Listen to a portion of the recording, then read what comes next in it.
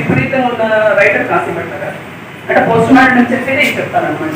అసలు author death of author అని రాస్తారు థాట్స్ అని. ఆయన ఒక రచన రాశాక రచయిత చనిపోతాడు అంటే కనుక death of the author leads to the emergency of the reader అంటారు. అంటే రీడరే రావాలి. రైటర్ ఏ ఉద్దేశంతో రాస్తారో అనే దాన్ని పక్కన పెడితే పాఠకుడు ఏం నేర్చుకుంటాడు అంటే వాళ్ళు ఏం చెప్తారు. పోస్ట్ మార్టమిస్ట్ వాళ్ళు ఆథర్ వాయిస్ వాళ్ళు ఒప్పుకోరు. ఆథర్ ఏదైనా చెప్పచ్చు, బట్ నీకేం అర్థమవుతుంది, దీనికి మల్టీ మీనింగ్ ఉందా లేదా ఇది చూడాలేట. అంటే మల్టీ మీనింగ్ ఉండాలా లేదా చూడాలి అంటే కనుక టెక్స్ట్ బిట్వీన్ ద లైన్స్ చూడమంటారు. అంటే ఒక లైన్ మనం ఒక టెక్స్ట్ చదివేటప్పుడు ఇందులో రైటర్ ఉద్దేశం ఏమి మనకు అర్థమవుతుందా లేకుంటే వేరే ఉద్దేశం ఏమైనా అర్థమవుతుందా అని చెప్పాలి అంటే రైటర్కి చాలా స్కిల్స్ ఉంటాయి తప్ప రాయలేదు. ఇప్పుడు మనం మామూలుగా ముందు కాలంలో ఎక్కడ చదువుకునే వాళ్ళము అనగనగా ఒక రాజు పూర్వము ఒక ఊర్లో ఒక మనిషి ఉండేవాళ్ళు, ఆయన భార్య పిల్లలు ఇట్లాంటివి చదువుకున్నాం. ఇలా ఉండదు అసలు. నాన్ లీనియర్ టెక్స్ట్ అనేది పోస్ట్ మార్టమిస్ట్ లో చెప్పారన్నమాట. వేణుగోపాల్ గారు ఎప్పుడు పోస్ట్ మార్టమిస్ట్ అని తాను అనుకోలేదని వెంకటకృష్ణ గారు అన్నారు. ఇంకోటి పోస్ట్ మార్టమిస్ట్ వాళ్ళు they never give the conclusions and they never try to give the reasons also, just they give the only the interconnections between the events only. So ఇట్లా ఇచ్చినప్పుడు మనం వేణుగోపాల్ పోస్ట్ మార్టమిస్ట్ అని అనొచ్చా, ఇది ఒక క్వశ్చన్ మార్క్. ఆ విషయంలో ఆయన కన్క్లూషన్స్ ఇవ్వలేదు అని చెప్పారు. ఎందుకంటే అనాది అంతం అనే ఒక కవిత రాసినప్పుడు అది ఒక సైన్స్, ఒక ఈ విశ్వం ఎలా పుట్టింది, దీనికి ఏంటి ఆది ఏంటి అంత మీద అని చెప్పినప్పుడు అంత సైన్స్ అంత బలంగా నమ్మి ఒక కవిత్వమే రాసినప్పుడు మనం ఆయన పోస్ట్ మార్టమిస్ట్ అని అనలేము. ఎట్టి పరిస్థితుల్లో మాట అనలేదు. అయితే ఏమి ఎవరి పోస్ట్ మార్టమిస్టులు ఎవరి వేణుగోపాల్ని ఎందుకు కేటగిరీలో మనం చూస్తున్నాం, ఎందుకు కాఫ్కా ఫాలో అయినా చూస్తున్నాం, కాఫ్కా ఇన్ఫ్లుయెన్స్ మీద ఉందని ఎట్లా చెప్తున్నాం మనము అని అంటే సెకండ్ వరల్డ్ వార్ తర్వాత 1950s ఆ పీరియడ్ లో యూరోప్ లో కానీ మన యూరోప్ గురించి మాట్లాడుకోవాలి పోస్ట్ మార్టమిజం అంటే. సో యూరోప్ లో వర్కింగ్ క్లాస్ పిల్లలు తర్వాత లోయర్ మిడిల్ క్లాస్ పిల్లలకు చదువుకోవడానికి అవకాశం వచ్చింది. వాళ్ళు చదువుకున్నారు, అయితే వాళ్ళకు ఉద్యోగం రాలేదు. తర్వాత అక్కడ ఉన్న బ్రిటిష్ బ్యూరోక్రసీ కానీ ఆటోక్రసీ కానీ రాయల్ ఫ్యామిలీస్ కానీ పక్కన పెట్టేవాళ్ళు అనమాట. వీళ్ళు చాలా ఏ క్లబ్లో చూసినా ఏ పార్టీలో చూసినా వాళ్ళని హ్యూమనేషన్ గా చూసారు. సో అక్కడ ఆ చదువుకున్న పిల్లలకి చాలా కోపం వచ్చింది. దాన్ని వాళ్ళు అప్పట్లో దాన్ని యాంగ్రీ యంగ్ మ్యాన్ మూవ్మెంట్ అని అన్నారు అనమాట. సో అక్కడ నుండి బయలుదేరారు. అంటే వాళ్ళకి ఎక్కడెక్కడ వాళ్ళకు అంటే they lost faith in science, they lost faith in God is dead అనేసి. So lost in faith in God, lost faith in science. Next వాళ్ళకు డెమోక్రసీ అంటే కూడా నమ్మకం పోతుంది. అన్నిటికన్నా ముఖ్యంగా మోడర్నిటీ కానీ అంతకుముందు మార్క్సిజం కానీ ఒక గ్రూప్ గురించి మాట్లాడుతుంది, ఒక సెక్షన్, ఒక గ్రూప్ మొత్తంగా టోటాలిటీగా. అయితే పోస్ట్ మార్టమిజం మాత్రం ఇండివిజువల్ గా మాట్లాడుతుంది. అది కాశీపట్నం గారు చేశారు, ఇండివిజువల్ గా నేను అనేది చేశాను. తర్వాత ఇంకా ఏంటి, సైకో అనాలిసిస్ థియరీ అనేది కూడా ఈ యంగ్ యాంగ్రీ ఉమెన్ తర్వాత వచ్చింది. మనకు young angry young man moment దాంట్లో గురించి మాట్లాడాలంటే ఒక మంచి డ్రామా ఉంది ఇంగ్లీష్లో, లుక్ బ్యాక్ ఇన్ యాంగర్ అనేసి. జాన్ ఆస్బర్ట్ రాసినది. సో దాంట్లో మనకు తెలుస్తుంది మనిషి ఎంత అసహనంగా ఉంటాడో ఫేస్ చేస్తున్న తను చదువుకొని తనకు సరైన అవకాశం లేకపోతే ఎట్లా ఉంటుంది అనే దాంట్లో నాటకంలో మనకు తెలుస్తూ వస్తుంది. ఇట్లా వాళ్ళ కేటగిరీలోనే వేణుగోపాల్ కూడా మనం చూడొచ్చు. కాశీపట్నం వేణుగోపాల్ అంటే ఒక అసహనం ఉంది సమాజంలో. అయితే మనకు సమాజము ఆంధ్రప్రదేశ్లో ఇక్కడ వర్టికల్ గా రెండుగా చీలిపోయింది. ఎట్లా, ఒకటి ప్రగతిశీల శిబిరం, ఇంకొకటి సాంప్రదాయవాద. బట్ ఈయన రెండింటికి కాదు, సాంప్రదాయవాద అయితే అసలు కాదు, ప్రగతిశీలం లేదా అంటే ఉంది. అయితే మనకు రచనలో తక్కువగా కనిపిస్తుంది. అంటే పెద్దగా పైకి అంటే మనం విప్లవకత గురించి ఏమంటారంటే ముగింపు ఇవ్వాలి, కన్క్లూషన్ ఇవ్వాలి, అది సుఖాంతమైన దుఃఖాంతమైన ఏదో ఒక ముగింపు అనేది విప్లవకత ఇస్తుంది అని అంటారు. అయితే వాళ్ళు పోస్ట్ మార్టమిస్ట్ ఎప్పుడు కూడా ముగింపు అంటే endless and they must always openness ఉండాలి అంటారు. తర్వాత నాన్ లీనియర్ అంటే కనుక మనకు టైం ఎప్పుడైనా కావచ్చు, పాస్ట్ కావచ్చు, ప్రజెంట్ కావచ్చు, ఫ్యూచర్ కావచ్చు, ఫ్యూచర్ నుండి పాస్ట్కి వస్తారు, పాస్ట్ నుండి ప్రజెంట్కి వస్తారు, ఎట్లయినా కావచ్చు. సో ఇట్లాంటి టైప్ ఉన్న లిటరేచర్ని చదివిన వేణుగోపాల్ని, విపరీతంగా చదివిన వేణుగోపాల్ని మన మామూలు పాఠకులకు అర్థం కావడం అంత ఈజీ కాదు. అంటే లైన్స్ బిట్వీన్ ద టెక్స్ట్ అన్నారు. టెక్స్ట్ ఎంతవరకు చదవగలం, ఫస్ట్ మనకు ఆయన రైటింగ్ స్కిల్ మనకు అర్థం కావాలి. అంటే writing, reading and critical analysis అని 3 స్టేజ్లలో రైటర్ ఫస్ట్ స్టేజ్లో మాత్రమే నిలబడుతున్నారు. నెక్స్ట్ 2 స్టేజ్లు ఎవరివి అంటే పాఠకులదే, రీడర్స్.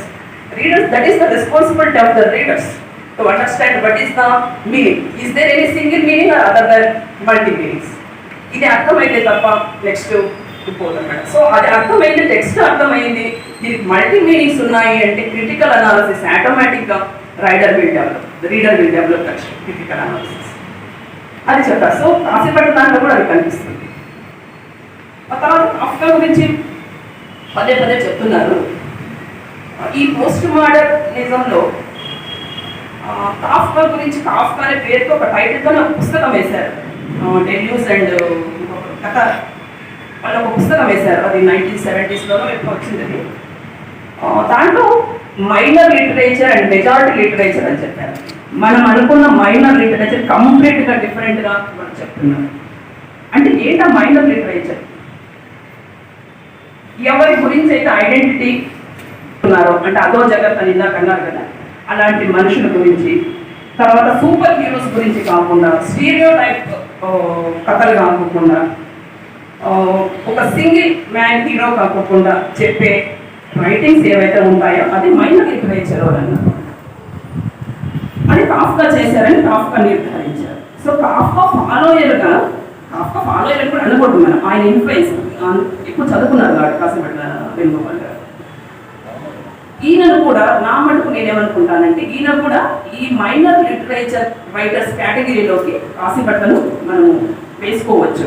ఎందుకంటే ఇందాక అదో జగత్ గురించి రాసుకున్నారు అనేసి. ఎక్కడ సూపర్ హీరోస్ మనకి ఎక్కడ కనిపించరు. విప్లవ కథలో కనిపించినప్పుడు నేను రాసిన కథల్లో ఇలాగా కానీ అది ఎక్కడ కూడా కనిపించరు అన్నమాట. సో మనం ఒక మైనర్ లిటరేచర్ సమాజంలో మనం కాసేపు నేను minority literature is different from what I'm saying this minor literature in the context of both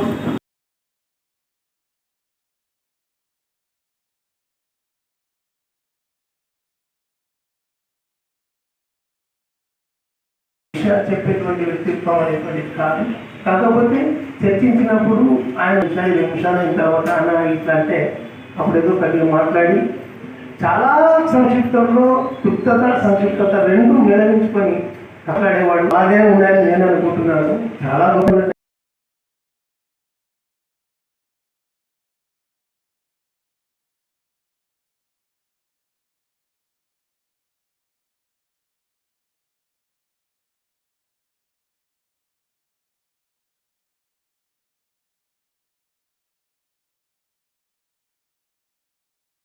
ప్రజలకు కొంతవరకు సంప్రదాయంలో ఉన్నటువంటి వాళ్ళు అవి ఆలోచించడం చాలా కష్టం, చాలా టైం పడుతుంది, చాలా కష్టం అనిపిస్తుంది. ఇది నా అభిప్రాయము.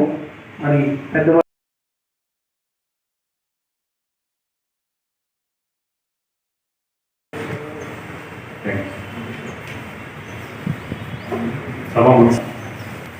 అయితే నేను ఈ ఊరికి 93లో వచ్చాను. 93లో నాకు ఈ ఊరికి అడుగు పెడితే నా మొదటి పరిచయమైన వ్యక్తి కాసేపల్లి వేణుగోపాల్ ఫ్యామిలీని. ఆ తర్వాతే మా సుభాష్ ద్వారా భార్గవ పరిచయం. ఆ తర్వాతనే మిగతా అన్ని సమాజ వర్గాల మిత్రులు పానీ కానీ కళా సమయం కానీ నాకు పరిచయం. అట్లా ఈ ఊరు నాకు మొదటి ఊరికి వస్తే ఊరిలో మనం గైడ్ చేసిన వ్యక్తి ఎవరు ఉన్నారంటే కాసేపల్లి వేణుగోపాల్.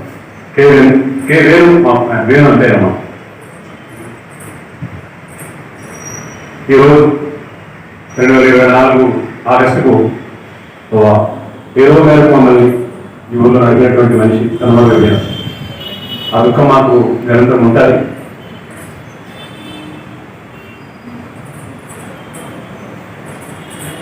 అయ్యా అమ్మాయి పేరు కాకినాడనే కవి. సో మీరంతా వచ్చినందుకు ఈ సభకి ఇట్లా జరిగినందుకు మాట్లాడరా. కాకినాడ వచ్చినటువంటి కవి మనలో ఉంటున్నాడు.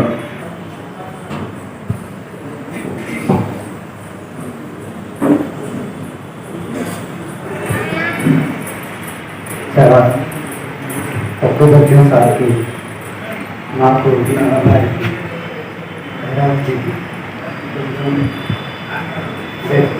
ఈయన రిజల్యూషన్ నాకు కర్ణాటకలో తెలిసింది.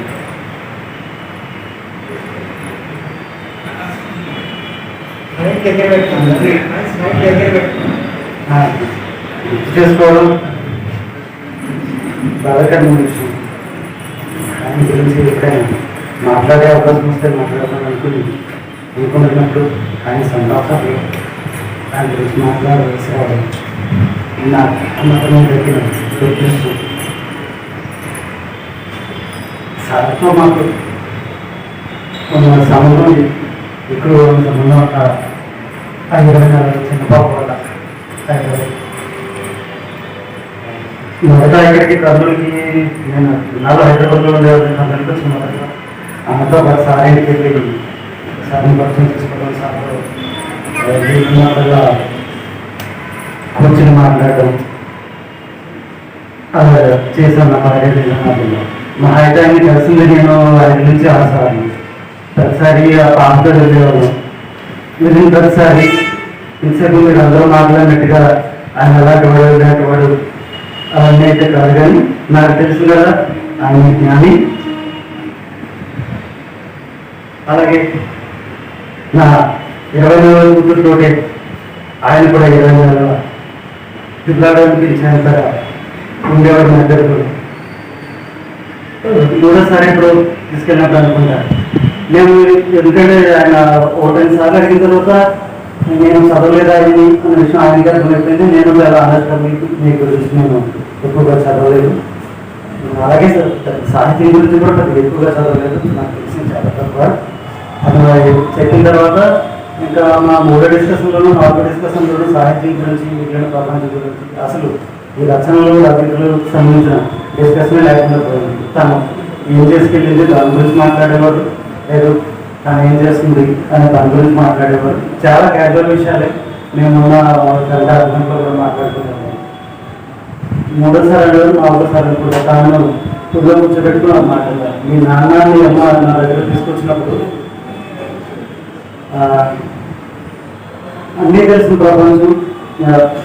ప్రపంచం అన్నీ మర్చిపోయి కేవలం ఆడుకోవడం మాత్రమే గుర్తుపెట్టుకుని వచ్చి నా ఒళ్ళో కూర్చుంటే ఎలా ఉంటుందో, నువ్వు కూర్చుంటే ఎలా ఉంది దేవుడు అని ఆ మాట గుర్తొచ్చి కాస్త ఎమోషనల్గా అనిపిస్తుంది. ఇంత తక్కువ కాలంలో అది ఎదిగి సార్తో పాటు కాస్త పరిచయం పెంచుకుంటుంది, తరచూ తిరుగుతాము.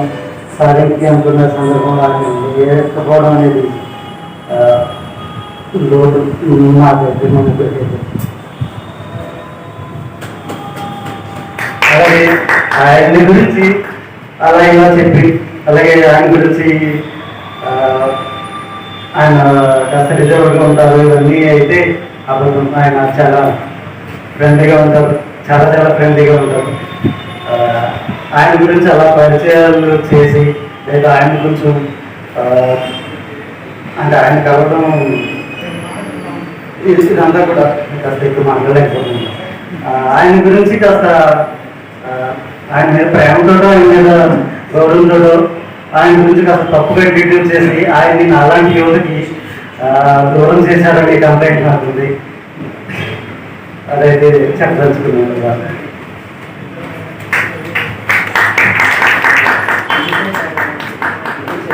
ఎవరైనా వాళ్ళ అనుభవం అంటే మాట్లాడతారు, అనుభవం సత్యం అనుకుంటారు. అనుభవం పక్కన వేరే ఉన్నప్పటికీ అది సత్యం కావాలనుకుంటారు. అంటే నా సత్యంగా నాకు అది వాళ్ళ సత్యం ఉంటుంది. కాబట్టి ఆయన అబ్బాయి చెప్పింది కరెక్టే. ఆయన రిజర్వ్ రెండు రకాల స్వభావాలు ఉంటాయి, అది ప్రూవ్ అయింది. అంటే ఈ సభలో నేను విజయవాడ చేసినటువంటి శ్రీ విశ్వేశ్వరరావు గారిని పిలవలేదు రమ్మని ఆయన మాట్లాడితే సంతోషపడతాం. మేము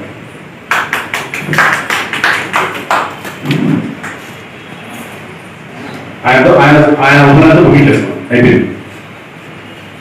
3 సార్లు చెప్పాను, ముగిస్తున్నాను. అది మీ వల్ల ముగించలేదు, మీ వల్ల ముగించలేదు.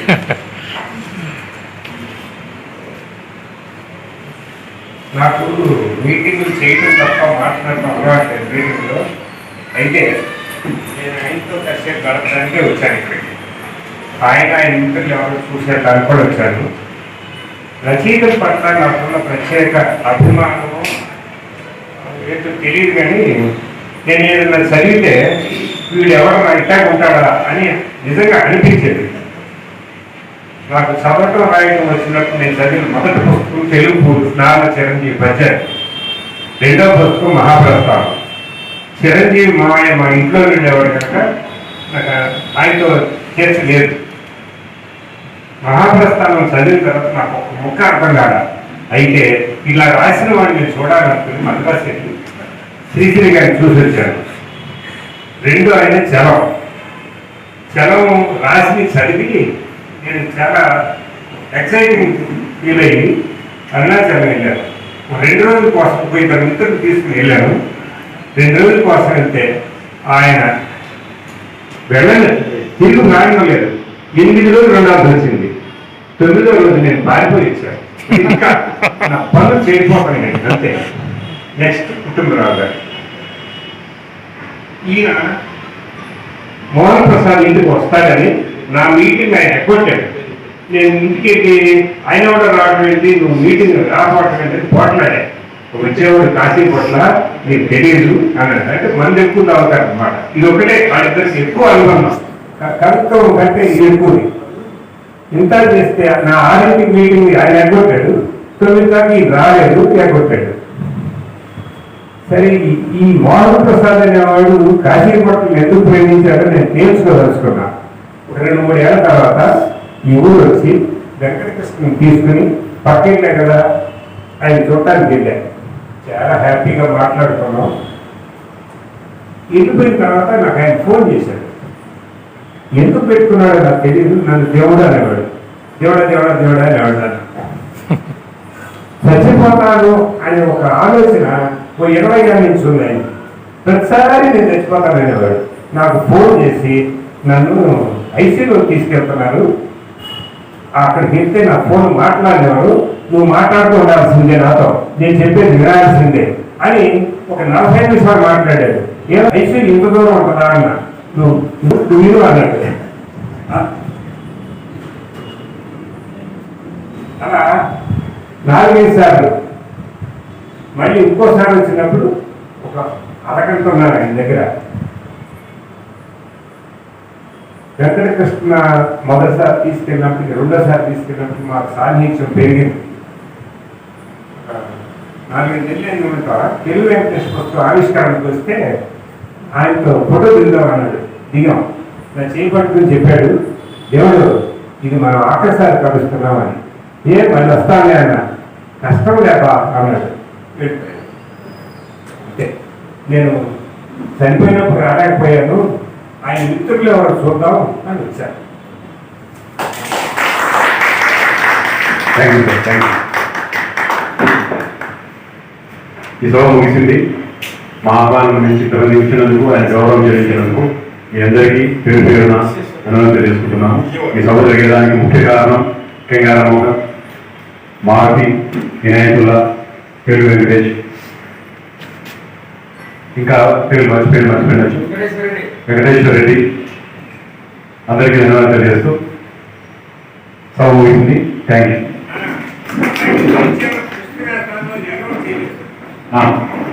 మేము చేయకూడదు అనుకున్నాము, అనుకుంటే చెప్పట్లేదు. అయితే ఆయన సంబంధించిన వ్యాసాలతో పుస్తకం వేయాలనుంది, ఆ ప్రయత్నం చేస్తాం.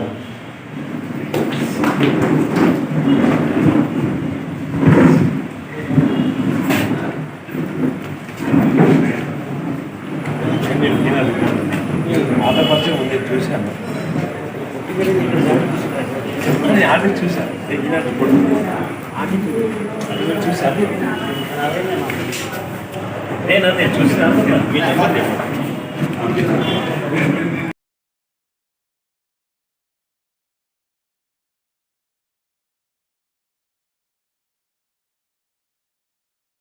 ఉండటం, తనను తాను నిరంతరం విమర్శించుకోవటం, ఎదుటి మనిషిని చూడటంలోనే ఒక అంటే చూస్తే ఒక మనిషిని ఇలా చూస్తే చూడటం కాదు, ఆ మనిషి లోపలికి చూడటం, ఆ మనిషి యొక్క ఆలోచనలు చూడటం, ఈ మనిషిలో ఈ ఆలోచనలు ఉంటాయా అనేది.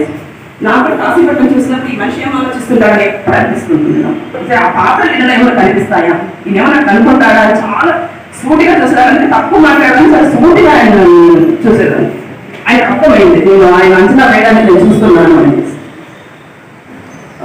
సో సైకో అనాలసిస్ కూడా ఈ పోస్ట్ మోడర్నిజం భాగంలో ఫ్రాయిడ్ థియరీని ఇన్ఫ్లుయెన్స్ తో సైకో అనాలసిస్ కూడా విపరీతంగా రాయడం మొదలుపెట్టారు. అంటే ఇలా చెప్పారు కదా రైటర్స్, చాలా మంది రైటర్స్. అట్లా మనకు టెక్స్ట్ స్టైల్, చెప్పే విధానం, అంటే స్ట్రీమ్ ఆఫ్ కాన్షియస్నెస్, తర్వాత ఆయన ఎన్నుకున్న సబ్జెక్టు, వీటినన్నిటినీ చూసుకుంటే ఈ పాయింట్స్ని బట్టి చూసుకుంటే ఆయన రైటింగ్లో సింగిల్ మీనింగ్ దొరకదు మనకి. తర్వాత కన్క్లూషన్స్ కూడా బెటర్గా దొరకవు మనకి. తర్వాత stream of consciousness, psycho analysis ఉండడం, తర్వాత అదో జగత్ మనుషుల గురించి రాయటం. ఇవన్నీ చూసినప్పుడు పోస్ట్ మోడర్నిస్ట్గా మనం కాఫీపట్నంలో మనం ఒప్పుకుంటారో లేదో ఎప్పుడు ఆయన నేను అసలు మాట్లాడింది కూడా లేదు ఈ విషయంలో. అయితే మనం పోస్ట్ మోడర్నిస్ట్ కాదని చెప్పడానికి ఇందాక అనాది అనంతం ఒక కవిత ఒక్కటే సార్ ఆయన పోస్ట్ మోడర్నిస్ట్ కాదు, ఆయన కూడా ప్రగతిశీలం. సైన్స్ గురించి బాగా ఆలోచించారు.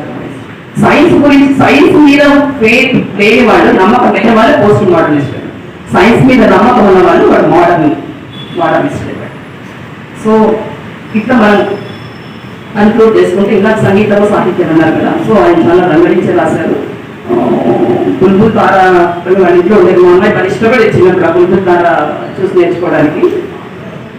నేను కొన్ని రోజులు సంగీతం ఎప్పుడో ప్రాక్టీస్ చేసినాను. నాకు ఇంట్రెస్ట్ లేదు, గేమ్స్ మీద ఇంట్రెస్ట్. పూర్తిగా కూర్చొని ప్రాక్టీస్ చేసేంత ఓపిక, అంటే ఆ మైండ్ సెట్ కాదు. ఇప్పుడు గంటలు వేసి ఆడుకునే దాంట్లో నేను గేమ్స్ మీద ఎక్కువ కాన్సన్ట్రేట్ చేసుకొని సంగీతం చిన్నప్పుడే వదిలేసాను నేను. మా అమ్మాయి నేర్పించాలని చాలా ఇష్టం ఉంది, ఆయన కూడా చేయాలి, కానీ అది పాసిబిలిటీ అవ్వలేదు. ఆయన బుల్బుల్ తార, ఫ్లూట్, ఇంకా చాలా వచ్చే సంగీతం ఉందని నేను. బట్ ఆయన ఎప్పుడు కూడా తన ప్రజ్ఞను బయట పెట్టుకునే ప్రయత్నం అయితే చేయదు. అది నాకు చాలా చాలా చాలా నచ్చే విషయం. మాకు తెలుసు అది అయ్యే రకం అయితే కానే కాదు, ఆయన విపరీతమైన రీటర్, విపరీతమైన. సో ఒకసారి మా ఇంటికి వచ్చినప్పుడు నాకు అది మా కొలీగ్ దగ్గర కూడా తీసుకున్నాను, శాంతారాం నావల్, ఇంగ్లీష్ నావల్. అది చూసి సార్ ఆయనకు నచ్చుతుంది, ఇది కూడా డిఫరెంట్గా ఉంటుంది అని చెప్పి మనం చదివేసాను నేను. ఆయన దగ్గర కూడా ఎన్ని బుక్స్ మనం చదవచ్చు, జీవితకాలం సరిపోదు నిజంగానే. ఆయనకు అంత టైం ఉండింది చదువుకోవడానికి. సో అది అంటే ఏం మనం కాసేపట్లో నేర్చుకోవచ్చు అని అంటే ఒక రీడింగ్, రైటింగ్ స్కిల్స్. ఒక్కటే ఏమంటే అంటే ఇప్పుడున్న టెండెన్సీలో మనం కన్క్లూషన్స్ ఇవ్వాలి అని చెప్పకపోయినా, కన్క్లూషన్స్ ఇవ్వకపోయినా కథ అవుతుంది, నవల అవుతుంది, ఏమైనా అవుతుంది. బట్ రీజన్స్ ఇవ్వాలి అంటే నేను రూల్స్ ఎందుకు ఇలా ఉన్నాయి. మనం ఇందాక look back in anger play మాట్లాడుతున్నప్పుడు దానికి వాళ్ళకి ఎందుకు అంత అసంబంధం ఉంది అంటే ఆ పాలిటిక్స్ అంతా అందులో వస్తాయి. వాళ్ళు ఏ నేపథ్యంలో వాళ్ళు చదువుకున్నారు, ఎక్కడ వాళ్ళకి ఉద్యోగాలు రాకుండా మార్జినలైజ్ అయిపోయినారు, ఎట్లా హ్యూమిలేషన్ గురైనారు. ఒక్క సైకో అనాలిసిస్ ఒకటి ఇస్తే మాత్రమే సరిపోదని నేను అనుకుంటాను. ఉండొచ్చు, ఉందని అదే కాదు. తర్వాత కొన్ని వాల్యూస్ మనం ఎథిక్స్ అని అనుకుంటాం కదా, ethics only made for the middle class. What I feel అంటే మనకే సిన్సియారిటీ, హానెస్ట్, నిజాయితీ ఇట్లాంటి మాటలన్నీ మిడిల్ క్లాస్ మాత్రమే సంబంధించిన మనుషులు నాకు మాటలుగా అనిపిస్తాయి. హయ్యర్ క్లాస్ అంటే ముఖ్యంగా ఇండస్ట్రియలిస్టులు బాగా ఉన్నవాళ్ళు, వాళ్ళు ఆ మాటలకు వాళ్ళకి అసలు they are not eligible for post. ఎందుకంటే అవి అయితే వాళ్ళు ఇండస్ట్రియలిస్ట్ కానీ క్యాపిటలిస్ట్ కానీ. తర్వాత వర్కింగ్ క్లాస్ గురించి కానీ మార్జినలైజ్ పీపుల్ గురించి మాట్లాడాలంటే వాళ్ళకి ఛాన్స్ ఎక్కడ ఇక్కడ సిన్సియారిటీ గురించి కానీ హానెస్టీ గురించి మాట్లాడడానికి నిరంతరము స్ట్రగుల్లో ఉన్నవాళ్ళు. ఇందాక దిగంతం అనే నవల స్ట్రగుల్ చూస్తారా, ఒక లెట్రిన్ పోవడానికి 3 వాటాలు ఉన్న ఒక ఇంట్లో ఉన్నవాళ్ళు హానెస్టీకి ఎక్కడ టైం ఉంటుంది, అసలు ఛాన్సే ఉండదు. అది చూపిస్తారు కాసేపు. ఇది చెప్పినప్పటికే చెప్తున్నాను, మనం పూర్తిగా ఆయన మోడర్నిస్ట్ అనలేము, యాంటీ పోస్ట్ మోడర్నిస్ట్ అనలేము, యాంటీ మోడర్నిస్ట్ అనలేము. బట్ ఒక స్పెషల్ కేటగిరీ అనుకుంటా. బట్ మైనర్ లిటరేచర్ కేటగిరీకి అయితే కాసేపట్లో వస్తారో నేను చాలా ప్రగాఢంగా నమ్ముతున్నాను. నేను ఏం మాట్లాడానో ఏమో వితౌట్ ప్రిపరేషన్ నాకు ఏదో వచ్చింది నేను ఏదో చెప్పేసినట్టున్నాను. నాకు ఈ అవకాశం ఇచ్చిన దానికి చెప్తున్నాను.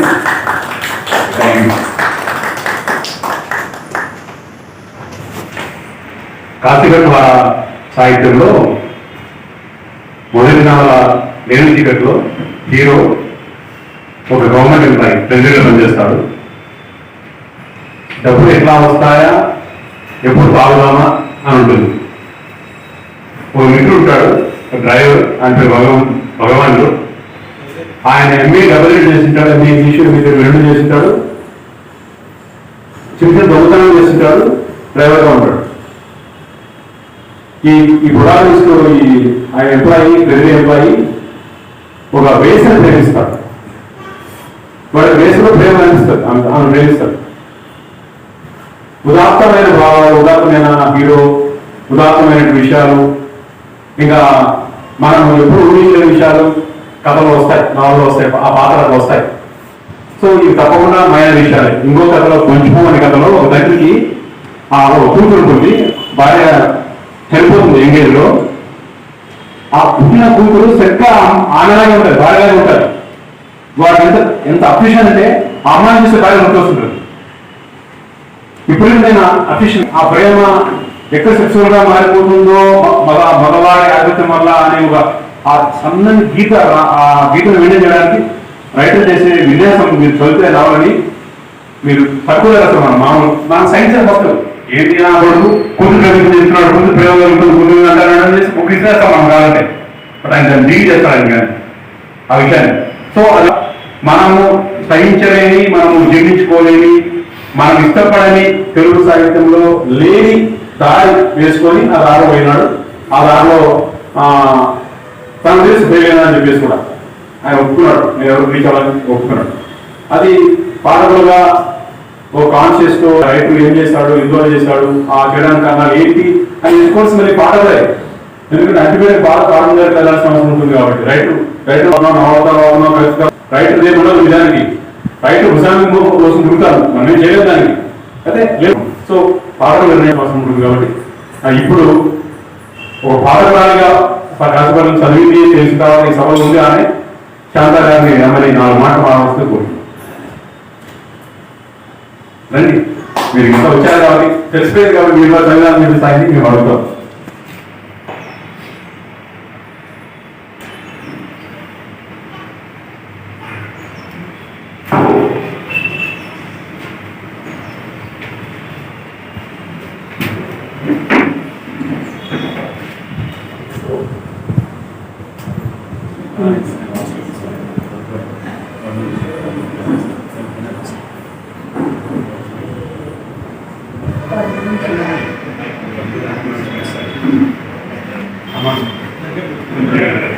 మైక్ దగ్గర పెట్టుకోండి మేడం.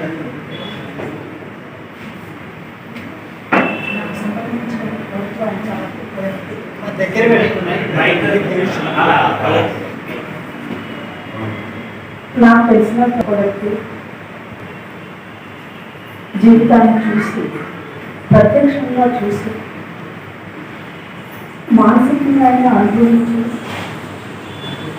సమాజంలో ఉన్నటువంటి అరాచకత్వాన్ని, సమాజం కంటే కూడా మనుషుల్లో ఉన్న రకరకాల అరాచకత్వ కోణాలను ఆయన సృష్టించారు. అందువల్ల ఆయన అరాచకాలని నడమో తెలియదు, కానీ అలా అనడానికి నాకు చాలా, వినడానికి కూడా చాలా దుఃఖం వస్తుంది. ఆయన్ని అందుకోవడానికి, ఆయన రచనలో ఉన్నటువంటి ఆ ప్రభావితం, అది ఒకసారి కలిసి ఆవేశం అన్నానికి రోజు అయినా కానీ చాలా సంఘ కూడా కల్పనగా ఉంటుంది, ఒక అంతర్గత ప్రవాహం. దాన్ని అర్థం చేసుకోవడానికి, దాని గురించి మాట్లాడటానికి చాలా చాలా విఘ్నత కావాలి. అది నాకు లేదు, నేను వాటి గురించి మాట్లాడలేదు, నాకు ఎక్కువ వస్తుందని తెలుసుకుంటాను.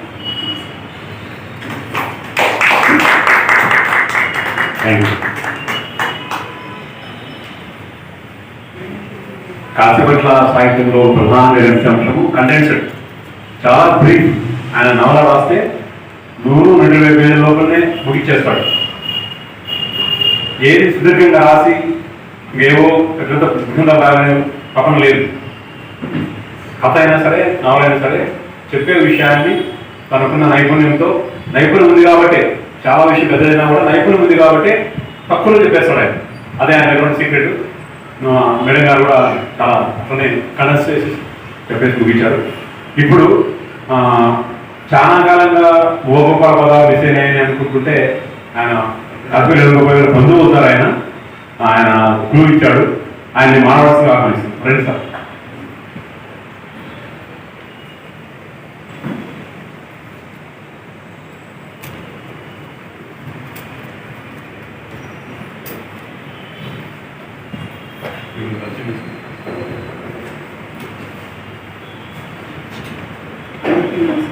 సార్ మైక్ దగ్గర పెట్టుకోవాలి.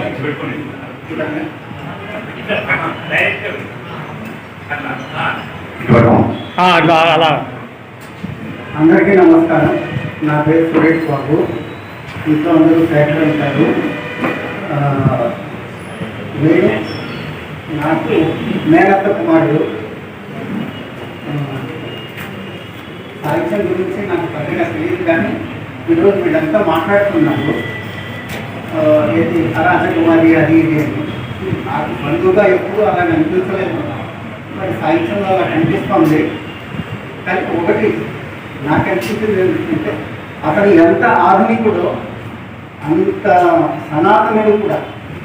ఎందుకంటే నేను 2-3 పుష్కరాలకు వెళ్ళినప్పుడు వాళ్ళ ఇంట్లో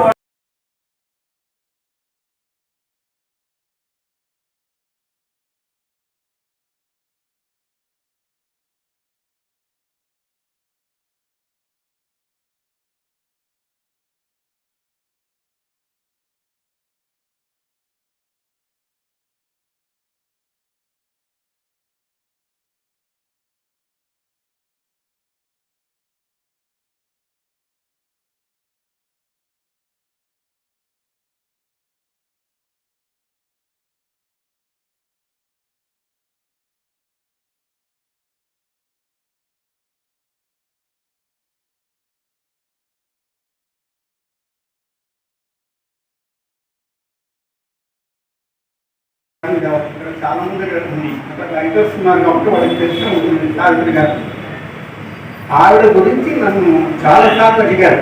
ఆవిడ గురించి నేను సమాచారం సేకరించి ఇచ్చాను. ఆవిడ ఎప్పుడో మాకు గాయకుడు ఆవిడ మిత్రురాలు. నాకు టచ్లోకి వచ్చింది కూడా ఒక బంధువు కంటే కూడా ఈ రకమైన వాటితో నాకు బాగా టచ్లోకి వచ్చారు.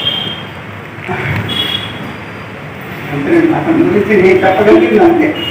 మంచివారు. ఎందుకంటే ఇంకోటి ఏంటంటే విజయవాడ వస్తే మాతో పాటు గుళ్ళోకి వచ్చాడు, దుర్గమ్మ దగ్గర వేదాశీర్వాదం తీసుకున్నాడు, అన్నీ తీసుకున్నాడు.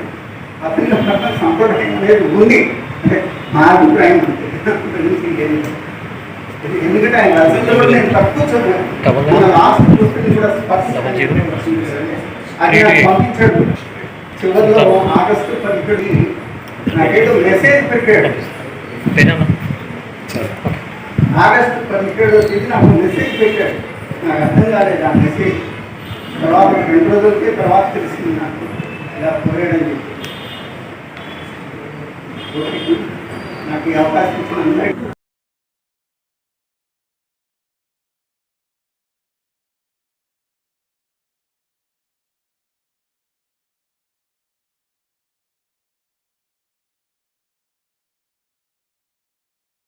ఎవరైనా మాట్లాడతారు అని మాట్లాడచ్చు. రండి.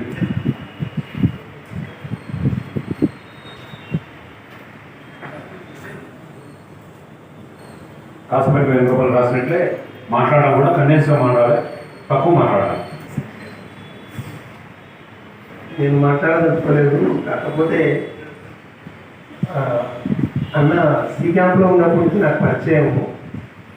అంటే 6th to 7th class be క్యాంప్లో చదివినప్పటి నుంచి పరిచయం. ఆయన ఇంగ్లీష్ మీడియం, నేను తెలుగు మీడియము. ఆయనతో ఉన్నటువంటి సహచర్యం చేత 1-2 పుస్తకాలు ఇవ్వడం జరిగింది. అది బ్లూ అట్ట ఒక పుస్తకం ఉండేది, నాకు తెలియదు. కానీ సమయ సందర్భం బట్టి చదవలేకపోయాను. కాకపోతే అన్న గురించి ఒక మాట. చిన్నప్పటి నుంచి ఆయన ఇన్వర్టెడ్, అంతర్ముఖుడు, ఎవరితో ఎక్కువ మాట్లాడాడు. తన భావాలను అది రాతపూర్వకంగా చెప్పేవాడు. మంచి క్రికెట్ ప్లేయరు. ప్రేమ పూజాగా చేస్తున్నప్పుడు బాగా పరిచయం విజ్ఞాన మందిరంలో. సచ్చీలత ఆచార సాంప్రదాయాలు కలిగి